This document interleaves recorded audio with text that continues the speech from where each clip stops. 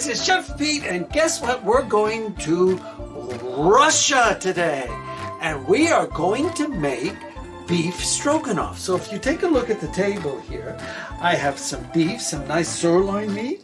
I mean, this is a creamy, flavorful dish. I mean, here is some beautiful sour cream we're going to put in at the end. And back over here, we have some onions. We have some mushrooms. We have some here beef broth I have with a little Worcestershire sauce. And it makes a savory tasting beautiful bites of I'm using top sirloin of the beef in here, and it's elegant. And you serve it over noodles, right? We're going to make noodles and you're going to serve it over that. So this is the delicious things we make in our Carpizzo's kitchen. And you know what? It's an interesting dish. Anthony's showing you the items in it.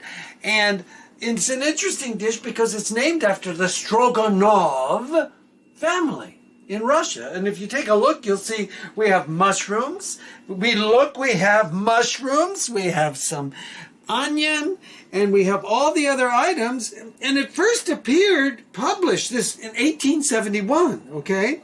So it was evoluted, and it came up with Russian dishes and French dishes, and it was developed by a French chef, while others argue it was refined with older Russian recipes. So that's a little history on this, okay?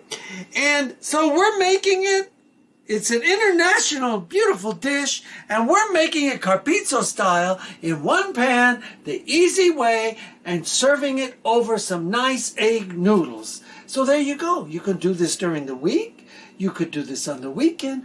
Do it when your significant other comes home and you want to make everybody happy, happy, happy, because they'll be doing the happy dance the Carpizzo way. So there we have it. This is Peter Carpizzo's, as always, cooking up a storm here in the Carpizzo's kitchen. And today it's beef stroganoff. Watch the shorts, watch the longs, watch the longs, and watch the shorts. So this is Pete out.